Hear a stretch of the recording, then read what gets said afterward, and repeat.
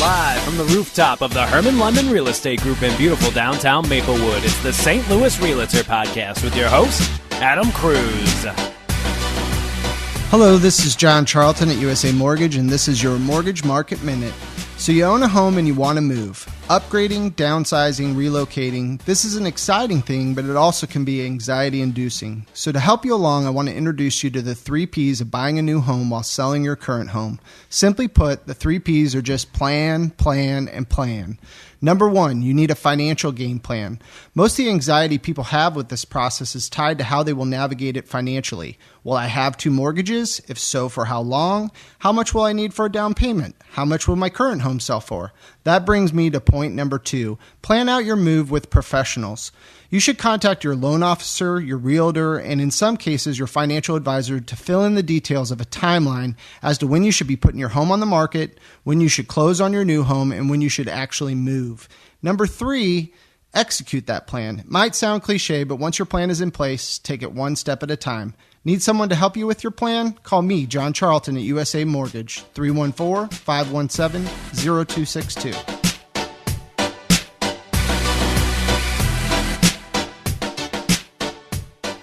Welcome everybody to the St. Louis Realtor Podcast, live from the rooftop of the Hermann London Real Estate Group in beautiful downtown Maplewood, Missouri. I'm your host, Adam Kruse, broker owner of the Hermann London Group, and I've got with me here my co-host, hello, Shannon St. Pierre, Realtor extraordinaire. Yes, I'm a real estate agent here at Hermann London, specializing mainly in the city.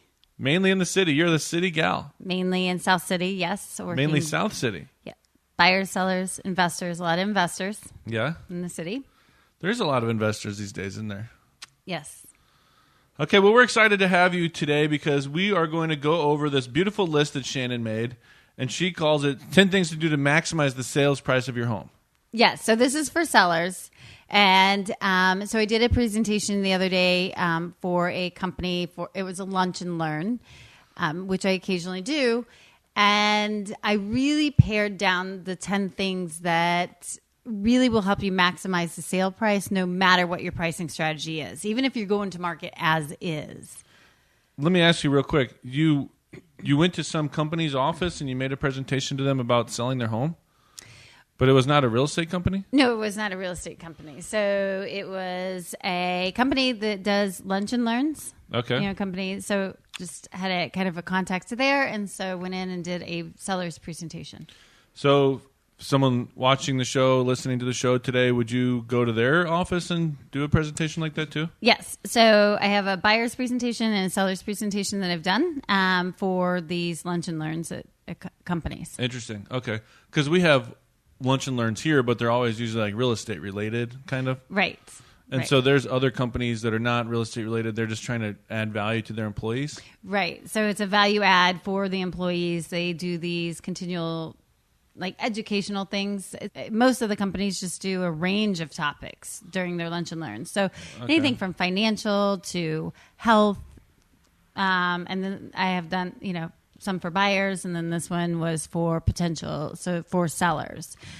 So okay, and so here we are. We're the weekend before the Super Bowl, January 2019. Yes, we're kind of deciding, I've always heard, and I don't know if you agree with this or not, but supposedly the weekend after the Super Bowl is the big weekend, the big push for people to start kind of buying houses. Right. So I don't know that I've necessarily heard that, but I think it would make a lot of sense, specifically because of the timing. Yeah, everyone always thinks, oh, the hot market is in the spring. And I guess it's just kind of gotten earlier over the years. People are just sort of start looking a little bit earlier and earlier. So I guess, anyway, our point is that if you're thinking about selling your home, you're probably really thinking about it now because the holidays are past and all that kind of stuff. And we're going to give you 10 tips today, things you can do to make sure you get the top dollar for your property, right? Yes. So let's go ahead, Shannon, jump right in for us. Right. So these are the 10 things that really speak to the psyche of a buyer. So these play into those hurdles that we tend to come against when we're showing buyers houses. Right. So by removing those hurdles, you're removing those objections, and then thereby for it, getting a buyer closer to making an offer. Okay. So the more you can remove and take care of, the less they'll have in their heads, and the more they're apt to make an offer. So number one, pre-inspections. So I don't know if you agree with this one or not. I feel like you're going to say no. Okay. I'm ready to debate. Yeah, That's as why soon I as was I read like, it, I was like, oh, I don't agree with that one. I knew you wouldn't. I totally knew you wouldn't. Okay, so tell me why you don't agree. Well, tell us what it is first. Okay, so pre-inspections are just so the homeowner themselves has an inspection done by a certified home inspector, just as a buyer will at some point when they get an offer on their home. So the point being is that you can have an inspector go through your home and go and make a list of the things that need attention, that can be fixed, or... Okay. So I'm not saying that I don't necessarily agree with it, but I think we can talk about the pros and the cons. Okay. The pros are that the seller now knows what's coming, what Right. they're looking at, like in terms of expenses and costs and fixes that the buyer's probably going to ask for. The pros to me are that the seller can now do some of the work themselves, depending on what it is. They can do some of the work themselves or have their cousin come over and do some of the work or whatever it is. As opposed to when a buyer does the inspection, they request repairs. Now they're requesting certified or licensed, insured, and all or these whatever. kinds of things. And They so might it's want going to a cost you specific more company. to have the repair, a simple Yeah. handyman repair done versus doing it yourself. Yeah. If qualified.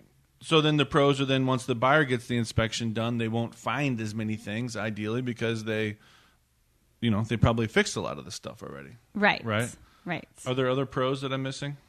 Yeah. So I think it is. I don't think that when you go to sell your house, it's the time to stick your head in the sand. Uh-huh. You can only float on that river of denial for so long. Yeah. Okay. So I think it's just best to be in the know what buyers or buyer inspectors are going to find.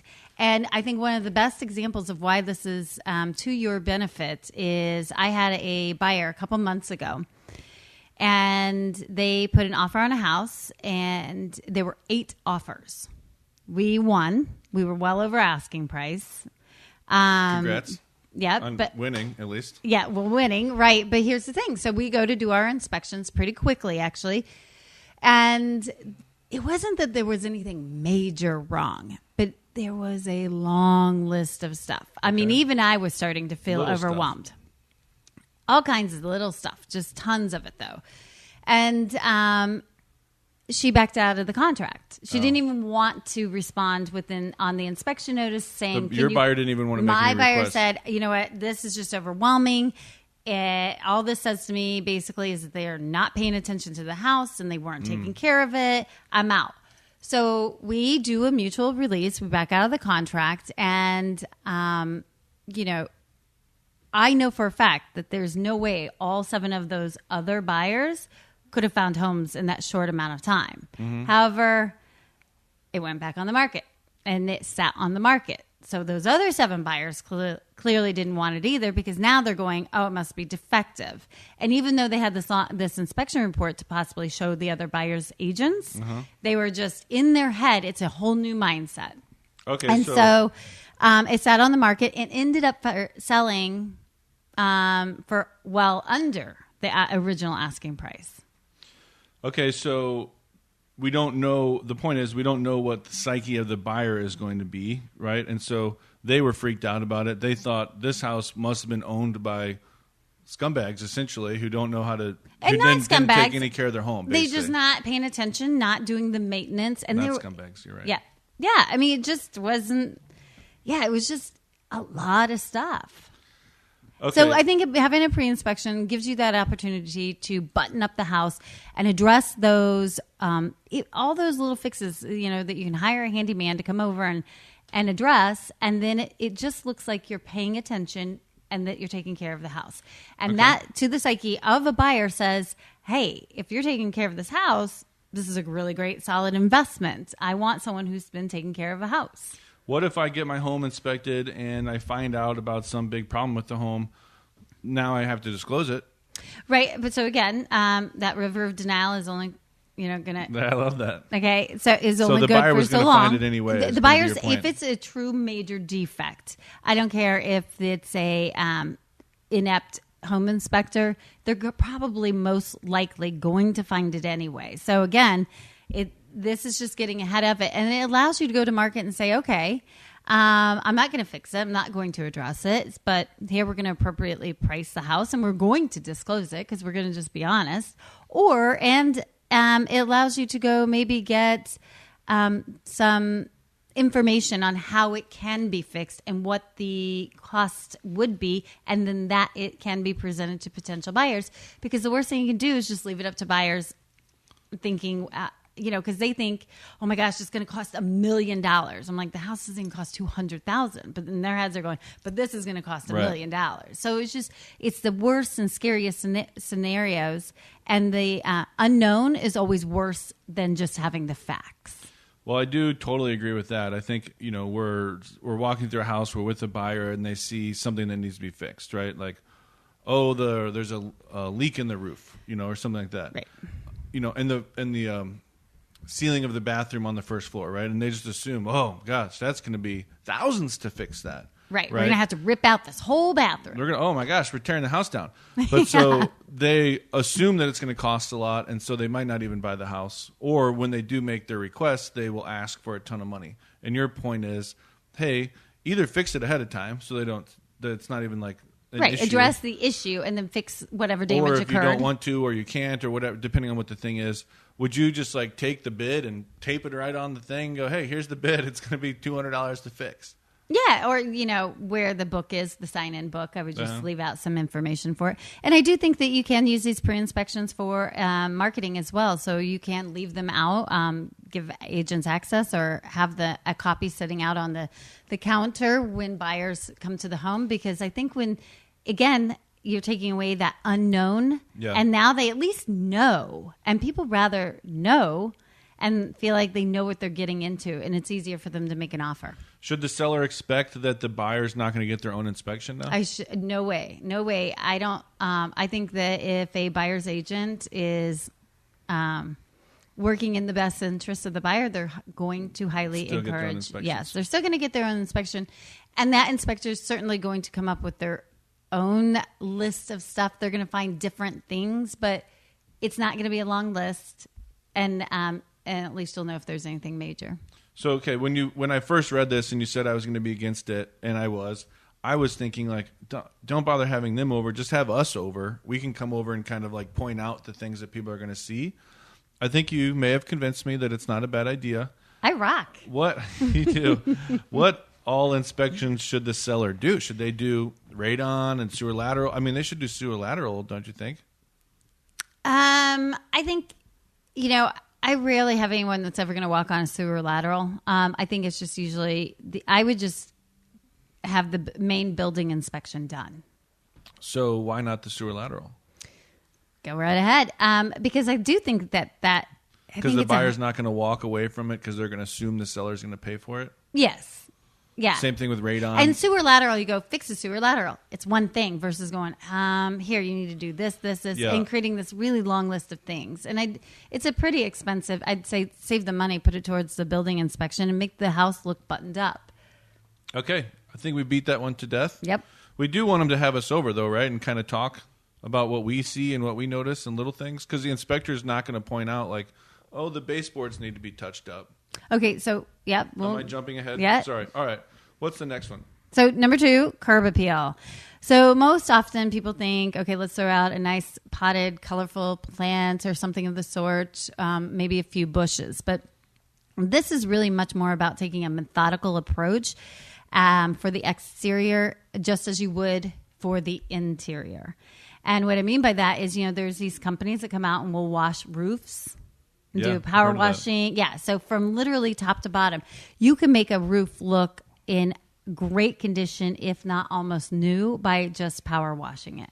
Curb appeal is always all about kind of like first impressions matter type of thing. Yeah. So, I mean, from the moment that someone pulls up to your house, you want everything to be just as pristine as we're going to talk about as inside, because You don't want them to start creating this mental list of things that need to be done. Like, oh, the front porch needs to be painted. That roof is looking a little old. I wonder how old the roof is. Do you know how old the roof is? And all those questions that start to come up that keep them from moving forward to that finish line being an offer.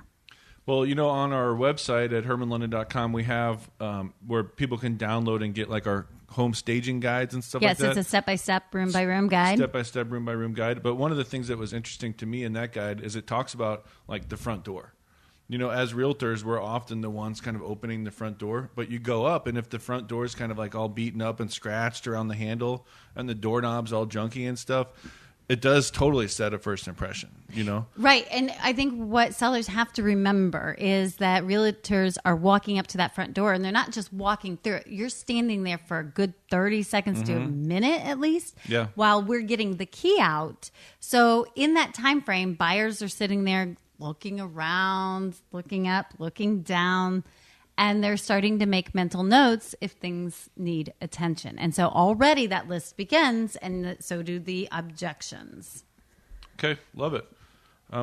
You do get a couple sort of nice weekends throughout the winter. This weekend, it was snowing on Saturday, and then it was like 45. Yeah, this past weekend maybe not so great, but the next couple weekends are going to be great. Well, it was a good day I went to one of my rental properties, and I was working and stuff. It was a good day to get out and do these kind of home projects. Yes. All right, what's next?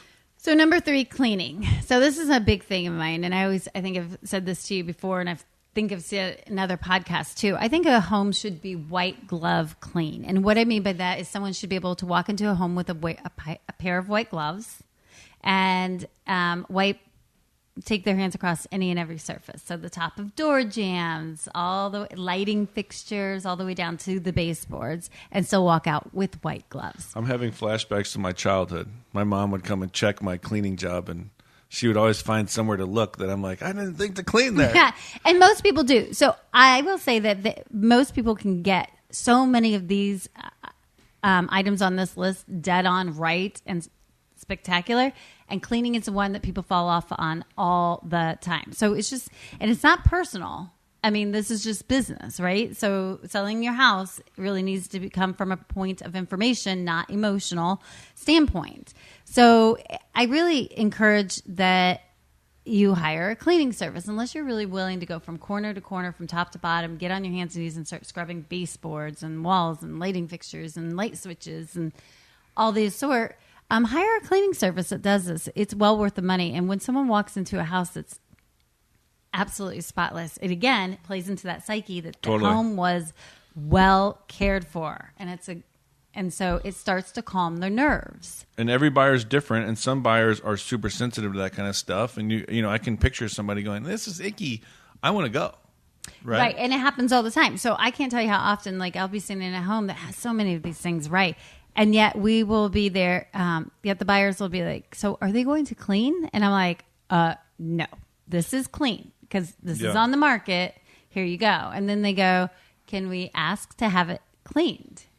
Yeah. No, is always my response, because I'm like, then what? Clean how? You want to hire somebody? But then what? Then we need to give them a list, and then it just starts to get complicated, and this conversation starts to get out of control a little bit. And then they start just kind of going, oh, and they back down, and the whole excitement starts to deflate. Yeah, we really talk about cleaning a lot with property management stuff because, we have to have tenants clean and stuff like that. And everyone's definition of clean is definitely different. Yes. Your definition is absolutely different than my definition. Right. And,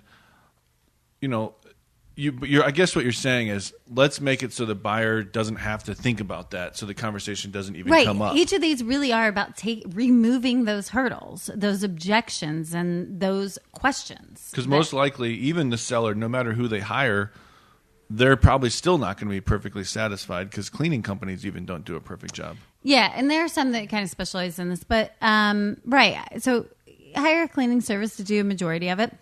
Make sure you tell them to get on their hands and knees and start doing the baseboards. Do it all. Right. You're not hiring them to do your laundry. You're hiring them to do the lighting fixtures, the light switches, the doors.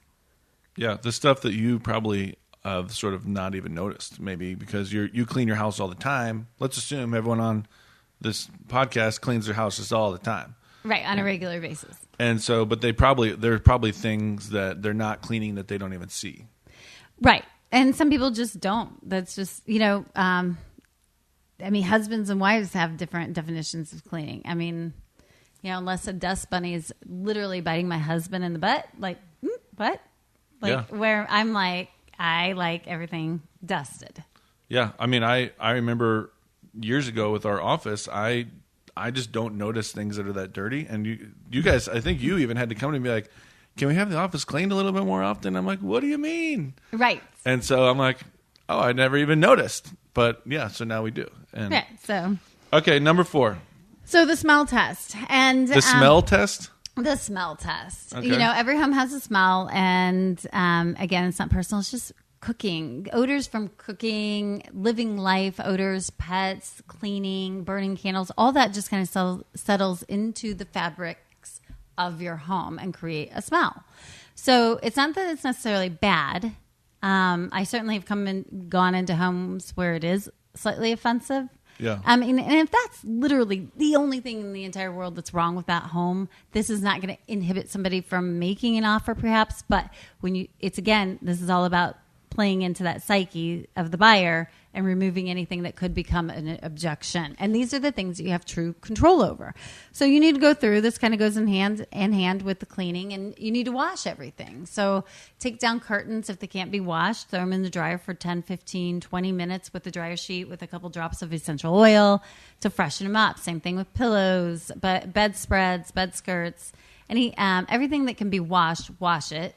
If it can be at least thrown in the dryer, do that. As far as rugs and couches, Febreze. Are we going to talk about painting later, or can I talk about it now? We are going to talk about painting, but it kind of goes hand. I think some painting might help with the smell, basically. Yeah. So because smells, believe it or not, really do embed into the walls. I mean, and there's nothing better of an example than a smoker. Mm-hmm. As a house that has a smoker inside, it absorbs into the wall. So you can do paint by painting the wall. You will take care of a lot of that smell too. And then, have you ever used an ionizer? I have not, though. I have brought it up for someone when we're looking at a house where there's an obvious smoker.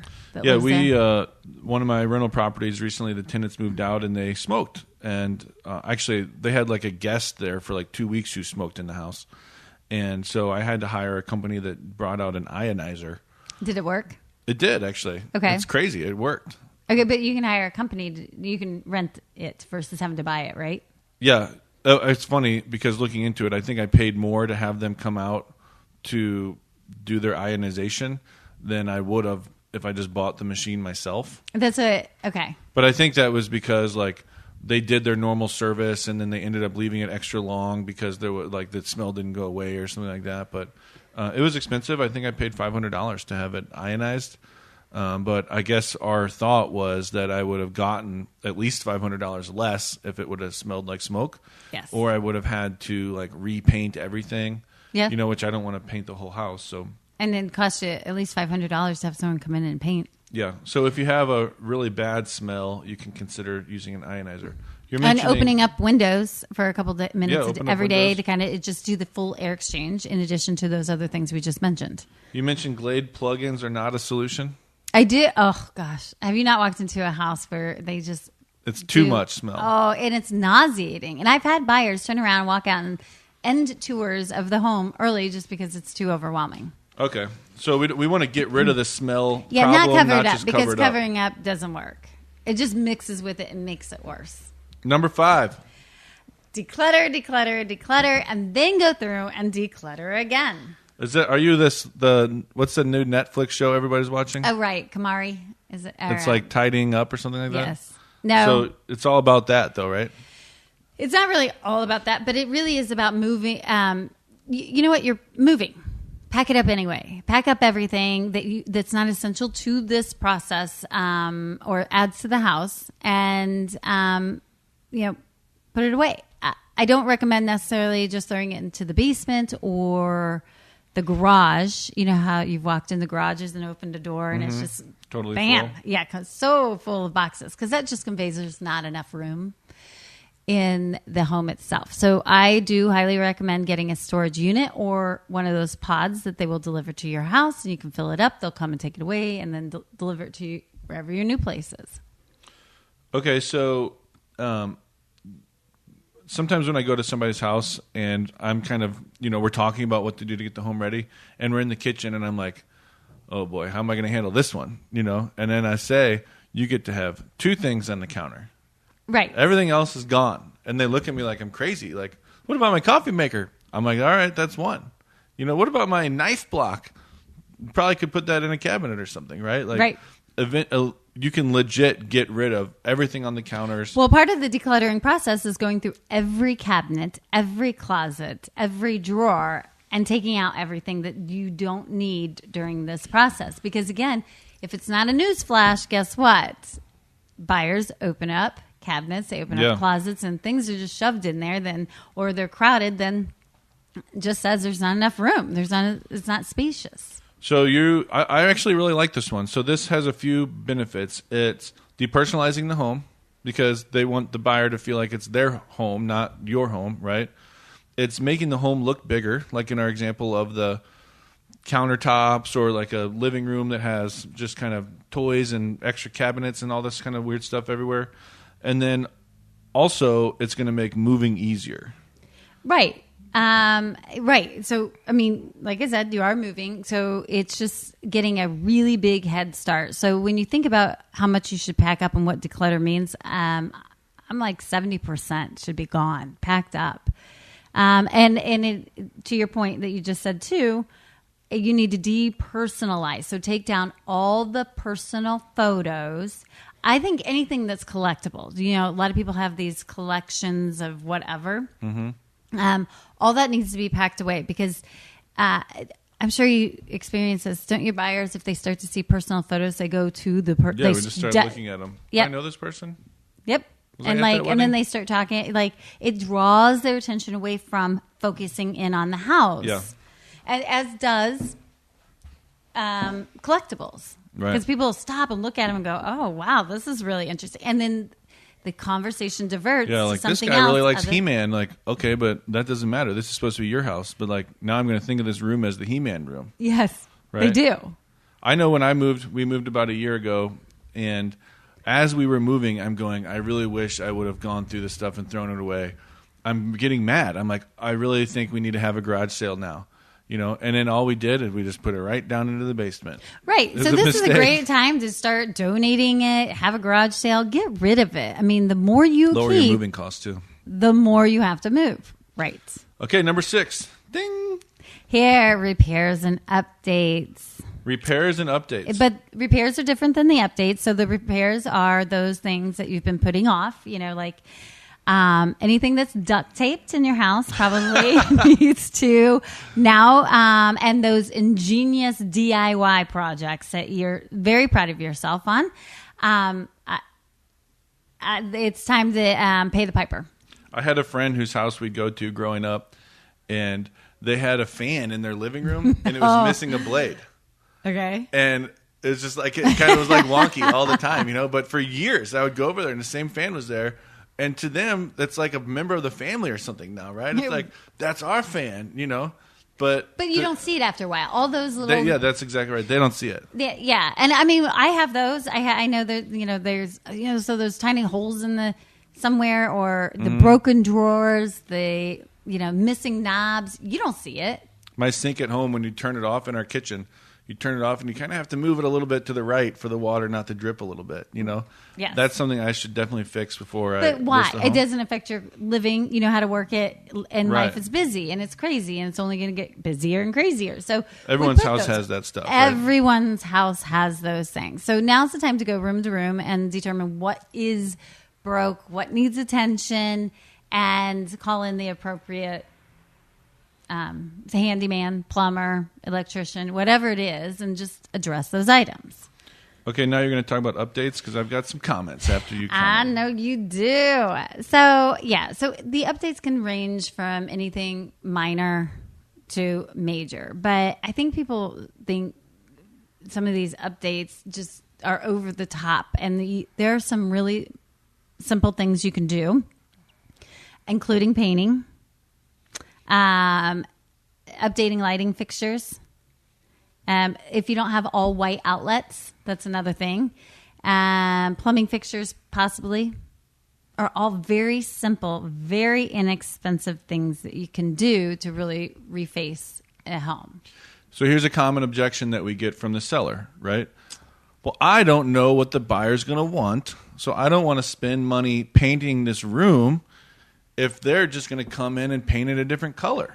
Right. And so they say, and it's not about, they're going to paint anyway. Why do I have to paint? Right. I don't want to pay for new carpet if they're just going to rip the carpet up and put down new carpet because they don't like my carpet. Right. What do we say to that, Shannon? So when I do this presentation, I have a couple of examples, like images. So one of which is like a kitchen that has this bright, bold red color paint. Mm-hmm. And it's certainly a personal choice, and it's very bright. It's very bold. It's, it's something that I think a lot of homeowners or some homeowners would enjoy. However, then it gives you the after of where they took the paint color and they did something a little bit more neutral, and it was just so much more calming and soothing, and it really made the space feel more updated, honestly. So the answer is go neutral. Yeah, go neutral, because here at the bottom line is that a homeowner wants, or a potential buyer wants, to feel like they're buying something that is truly move-in ready. Mm-hmm. Now, we overuse that term, but move-in ready means that the buyer doesn't feel like they have to do anything before they move into the house or as soon as they move into the house. So painting like a bold, bright, red is something most people are going to be like, oh, we have to paint that. Yeah. So it's not really move-in ready. Now you're starting to create these objections. So can the seller just walk into Home Depot or Sherwin-Williams or wherever and say, I would like a gallon of your most popular color? Yeah, go ahead and get 5 gallons. And yes, I would like 5 gallons of your most popular color. Get that 5-gallon bucket, and just go through and start painting everything a very neutral color. Is that a bad idea? I mean, why would no? Tell me because why I have walked into Sherwin-Williams trying to pick out a paint color for a rehab, and when you say gray, like there's like 100 grays lights, and they'll pick it out and they're like, "Oh, this has been the most popular." Go with that one. Yeah. What carpet should I get? The one you sell the most of. Yep. Right. What's something neutral? I'm selling my house, and they'll be like, "Oh, here you go." Okay. So it's pretty simple. Now, I think the other thing that people can do is reface cabinets. And this isn't really a what do you mean super when you hard say thing. reface? Paint So basically or buy new paint. ones? Basically paint them. Okay.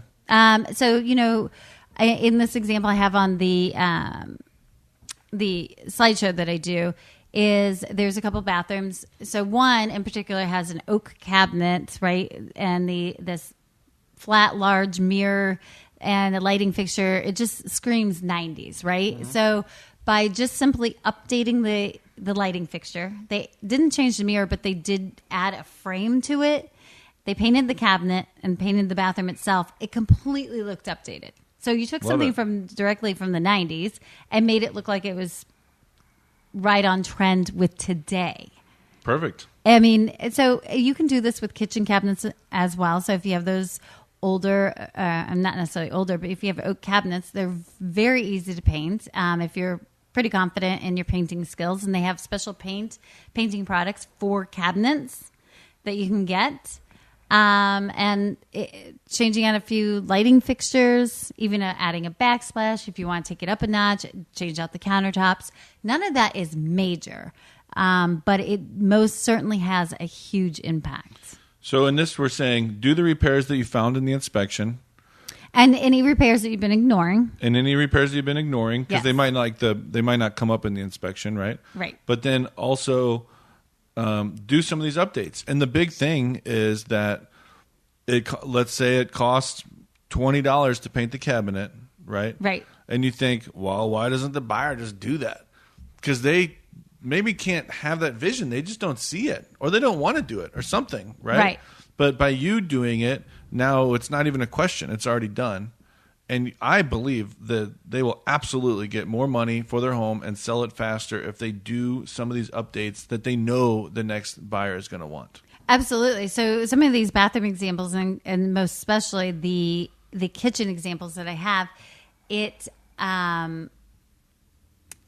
completely night and day just by doing some simple things. And it's not major construction. You're not ripping out the whole kitchen, but you're certainly changing up a few things. And for just a few $100 to maybe a few $1,000s, but you're going to get that back exponentially many times over. And I will say, I think it's frustrating. It's absolutely true. I give in. You should do this. I just think it's frustrating, and you might feel it too, to go and replace a perfectly good doorknob, a brass one or whatever, with a new brushed nickel doorknob, right? And do it for your whole house and spend your afternoon doing it. It's like, why? This doorknob works. Why am I doing this? Well, you could spray paint those, so you're not wasting. There you go. But the point is, you will get more money. That's why. That's your only reason why, because people want the updated stuff. Right, and so take those perfectly good hardware and go donate it to the Restore or something like that. Don't just throw that stuff away, because I would agree. So you're taking these plumbing fixtures that are just fine, but to create this refreshed look and something that's updated so that you can get way more for your house is worth it. Talk to your realtor too. Like, this is a big part of having us over. I think I've had a client in the past where I had miscommunication, and we were getting feedback. Oh, the buyers aren't liking it because the home's not updated. The home's not updated, right? And then he would call me and he'd go, "I put in a new furnace," and I'm like, "That's cool. Our feedback is still that the home's not updated, right?" And he's like, "So updates are subjective." So updates in his case meant all aesthetic. Is aesthetic the word I want? No. All. What word do I want?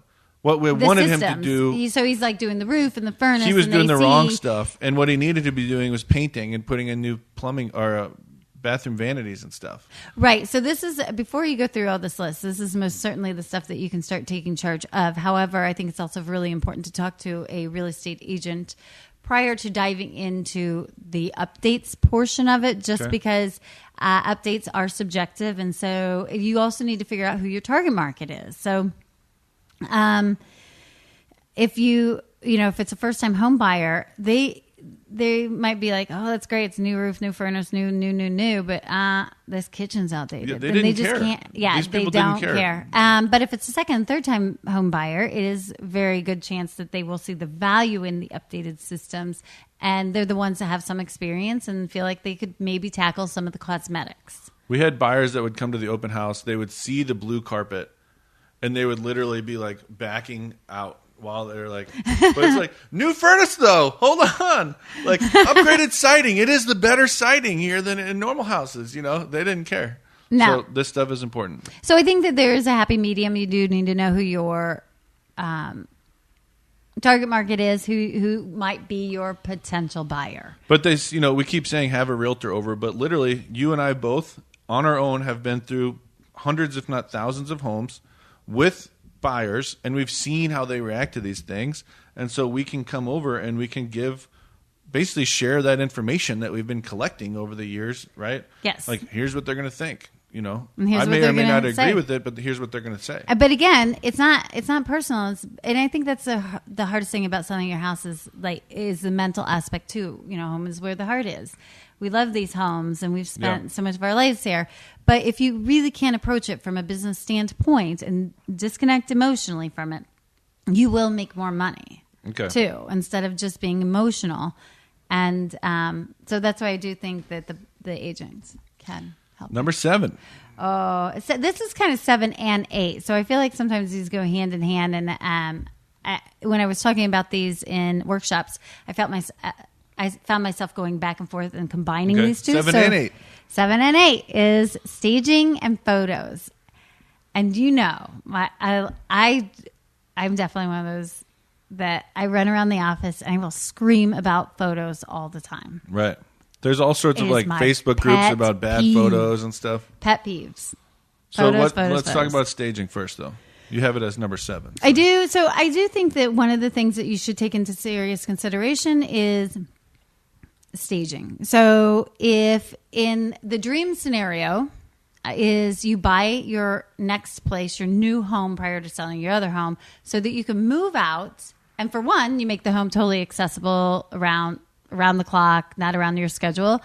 And then number two, have it professionally staged. There's just something, homes, undoubtedly, it's not even argumentative, sell for more, sell faster when they're professionally staged. So tell me, there's two different types of staging, right? So that's the best case scenario. Then if buying a new home before you move or sell is not an option, it's still hiring a professional stager to come into the home and rearrange your furniture and to kind of use your own stuff in a staged manner. So we kind of set up our furniture for everyday living. So a lot of times in some of these examples I'll give is it's kind of all around the TV, but that's not necessarily what is the most attractive or makes it look the most spacious. So still a professional stager will come into the home and kind of use your accessories, move things around to really make it maximize the space and the look and the feel.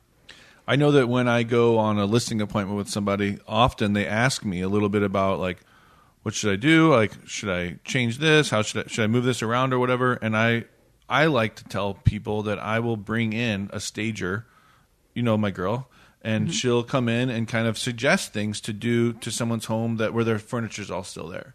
Yes. And she took, for example, they had like a floral bedspread, and she said, "Oh, the other side is white," so she flipped the bedspread over. Right. And little stuff like that. And then Lots up to of it. Big stuff. I've had her come into my home, and we flipped the rooms around. So dining room is now the living room. Living room is now the dining room.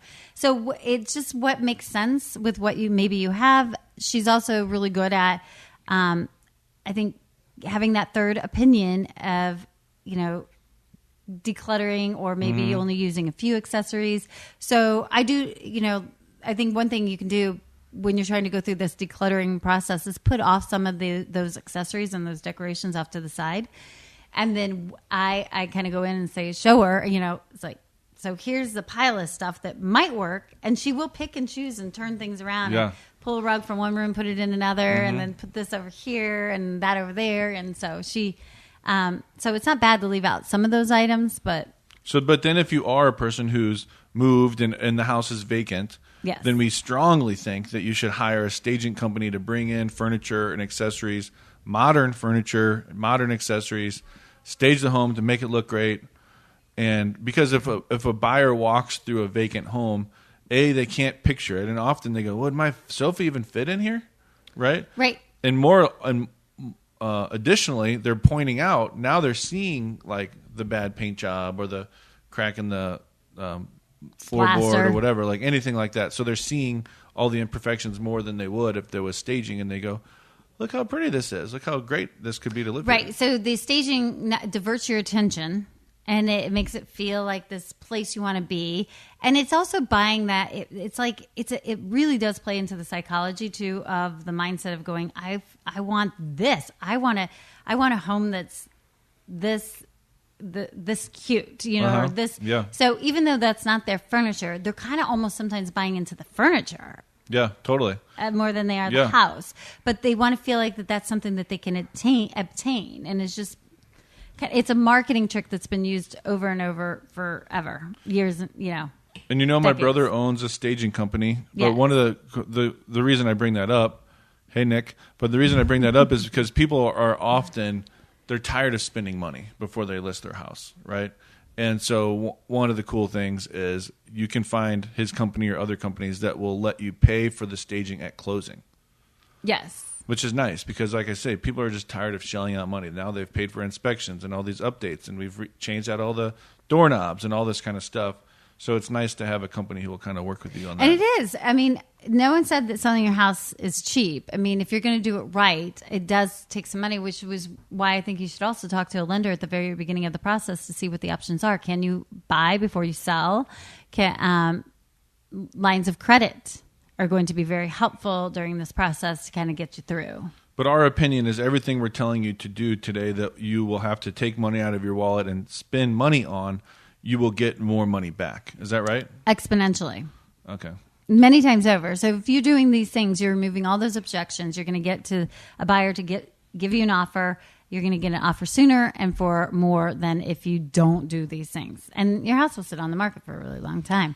So photos, number 8. Photos are it's such a pet peeve. I really don't get it. And I don't understand why the industry isn't calling out agents that use cell phones. Your cell phones do not pick up angles. But my cell phone's got 12 megapixels. Okay, and that's great. That's a really good size photo. It does not capture, it does not open up and allow you to see the room. No, I have yet to see anyone use a cell phone that has really good dynamic pictures. And if you can't pull in someone to even look at your house, I mean, if a photo is worth 1,000 words, right? It's got to be at least worth a few $1,000s. The photos in are real estate incredibly important. I would definitely agree. The photos, in our case, are paid for by the realtor. Yes. Right? And so professional photos, I should say. Mm-hmm. And everyone is looking at the home online, so all they're seeing is these photos. Right. Right? So we have to have really good photos. Right. So I think it's a way that realtors cut corners is by just running around taking pictures with their cell phone. And the worst is that they take these vertical photos with their cell phone, right? Mm-hmm. So vertical. But your brain does not see vertically. It sees horizontally. Really? So when you're looking online, you can't, buyers are passing up those homes quicker than anything. They're not reading descriptions. If the photos don't draw them in, they don't even go through the entire selection of photos or try to read. And cell phones just, when you scroll through those, they just pick up corners. I'm like, what am I looking at? What corner of what room is this? How you can't get a feel for the layout. And then I feel like you get pictures of furniture. I'm like, am I buying furniture or a house? So it's not just about the number of megapixels or whatever. It's about the lens, the angles of the lens. It's about the photographer's knowledge of how to make the room look the best, how to make the lighting look the best, right? How to have the blinds open a certain way so you can see through them and it makes the room look better or something, right? There's a lot that goes into it. I mean, your photos are your first line of defense. I mean, if you don't have good photos, you've got nothing. I mean, we can go on and on about photos for sure. It's just, really interesting. We've seen people who literally in the house photo, you can see their side view mirror in the photo because they're literally taking the photo from their car with their cell phone. That's as bad as it gets, in my opinion. Yes. That's about as bad as it gets because that's just extremely lazy. And then you will get some photos where you can see somebody in the mirror in the bathroom, whatever. That's also lazy and unprofessional and sort of funny, I guess. But the photos are super important.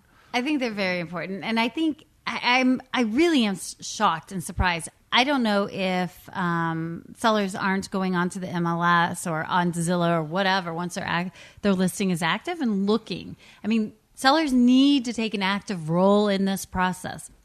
That's what these 10 things really are about, right? So taking an active role, being in the driver's seat. An agent can only do so much for you. So what's your opinion about the number of photos? I think we disagree on this sometimes. So I don't think that you need to have 100 photos. Mm-hmm. I think 30 and 40, I feel like as long as you can get a feel for the layout and the selling points of the house. But I think that you should also be showing every bathroom, mm-hmm. maybe a picture of the basement or every room.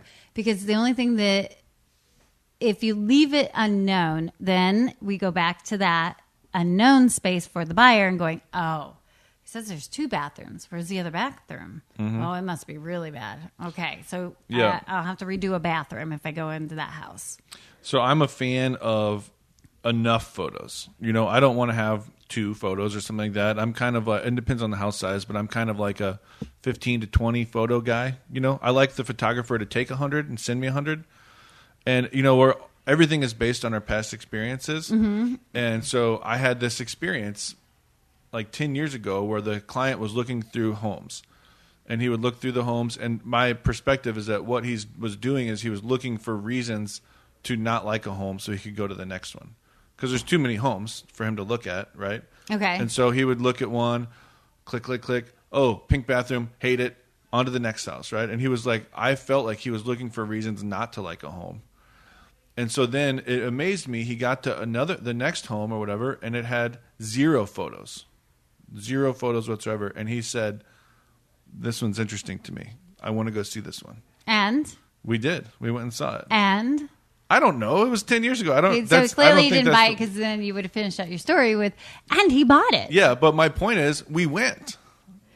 And I'd rather people come over. Like, give me enough photos so that the buyers come over. You don't get a prize for the most showings? The most showings. So you don't want just a bunch of buyers coming over. And if I were a seller, I don't want a bunch of buyers wrecking my daily schedule because I'm still living in the house. So, which is why it's great if you can vacate the house. But if you're still living in the house, it truly is, especially if you have pets or kids, it's so disruptive, this whole process. So is there like a compromise where we show enough but not too much? I think you... Like that no, house I just think you need to show. This is the bathroom. This is another bathroom. You don't need 5 photos of from every angle. This house with the pink bathroom that he skipped, he might have loved it if we would have gone there. It might have been the best street and the coolest kitchen and the most updated. Yeah, but would he have knocked it off anyway because it had a pink bathroom? I don't think so. I think he still would have bought it even though it had a pink bathroom if he loved all the other elements of the home. And I might be wrong. I have no proof for that, but. Yeah, I think that's a rare scenario. I think that the buyers today are so used to everything being and information being available to them that they're like, if you don't and you aren't providing the information, then you're hiding something. And what are you hiding? And then we get back to that. 2 different perspectives. Yes, very. You heard it here first. Any other photo comments? No, yeah, I think you just. When your listing goes live, go look at your listing online and make Hold sure your agent accountable, right? Yes. Make sure the information in the MLS is correct, number 1. Number 2, make sure, the photos really showcase your house in the best light. You don't want photos. Now, there's also the camera tricks that make a super tiny room look like it's a mega room, not just with the fisheye. There's other lenses too that take out the fisheye, but it's kind of that perspective. So you don't get a prize for the most showings. You don't want to necessarily deceive buyers into coming to look at your home, and then they're disappointed by that teeny tiny room. So I think that they need to be honest, but in the best light. I'm going to have to think a lot more about what you're saying about not wanting like the most people to come and see it as possible. I'll think what's more the about that. Why would you want? I mean, I don't know. We'll debate it at another time. I would say that anything you get a prize for the least amount of showings that brings you the buy and brings you a buyer. Sounds like a good debate we can have. Okay, I need time to prepare my thoughts on that. Number 9. Bring it, Mr. Kruse. Number 9. Pricing. You can get all this right, but if you're overpricing, don't overprice. They can make me an offer. That's what a lot of sellers say. Why don't they just make an offer? Because I think sellers know that homes are selling closer to listing price or somewhere around there, and they can make an offer, but they're kind of like.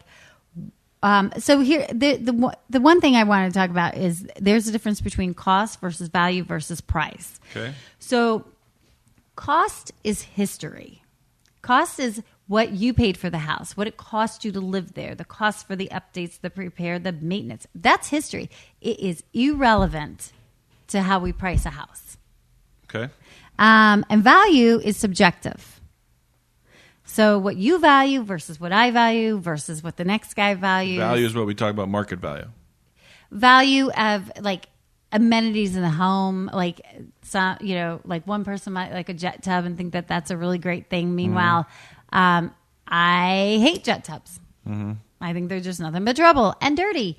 And while the next buyer goes, but the value is it has a new roof, it has a new furnace. Where the next buyer that comes in is like, oh, that's great and all, but this kitchen is straight out of the 70s. Okay. So value is subjective. But price is current.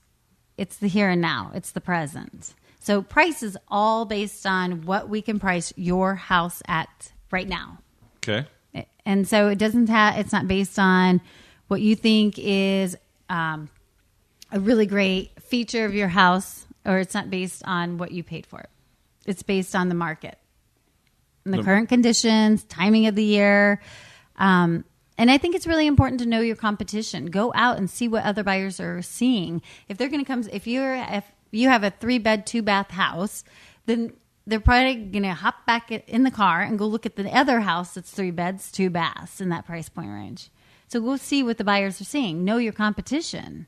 Yeah, and if you're far off, yeah, we are. And your buyers definitely are. And the point is, we're saying something. We're like, okay, well, I just saw like 2 other houses, a couple of months ago that were way more updated, same amount of space, and totally different price point. Well, we could talk about pricing a lot because I yes. like talking about pricing. And we teach classes on pricing here. And as you say, it's pricing is an art. It's not a science. Yeah. So what happens if you overprice your property? So overpricing, it tends to sit on the market, and the longer it sits on the market, buyers start to think something's wrong with it. It's damaged, it's some sort of defect, so they just skip right over it without even if the pictures are amazing and it checks every box that they have, they just go, oh, but it's sitting on the market for 200 days. What if you underprice a property? I think that, you don't want to underprice. And I do see that a lot sometimes in the city. I think it's great as a buyer's agent. I'm like, because as a city agent, I'm like, hey, we need to hop on this. And a lot of times, if I've been working with a buyer long enough, they'll see the value in that too. Yeah, and they'll hop on that. I do see that a lot where someone will use an agent that works mainly in the county and comes into the city. And there's just, it's a very, very difficult thing to price properties in the city.